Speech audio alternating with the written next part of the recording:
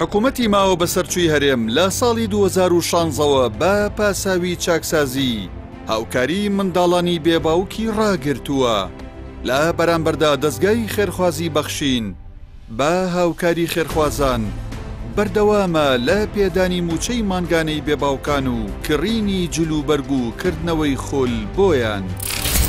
بۆ گرنگیدان بە منداڵی بێباوک دەستگای خێرخوازی بەخشین بەشێکی تایبەتی بۆ کردوونەتەوە کە ئەرکی پێدانی موچەی مانگانە و هاوکاری و بەدەمەوە چوون و کردنەوەی خولی پەروەردە و زانستی و چارەسەرکردنی گرفتەکانی منداڵی بێباوکە.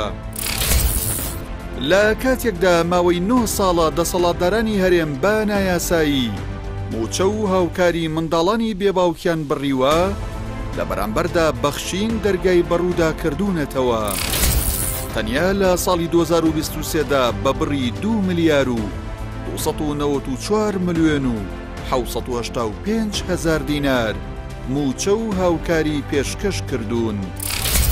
جۆری هاوکاریەکانی بەخشین بۆ منداڵی بێباوک لە ساڵی 2023دا دەستگای خێرخوازی بەخشین کە لەلایەن کۆمەڵی دادگەریەوە دامەزراوە و پاڵپشتی دەکرێت لەم سەردەمی قەیرانی داراییەدا خەندە و دڵخۆشی بۆ هەزاران منداڵی بێباوک گەڕاندۆتەوە و فرمێسکەکانی سڕیون.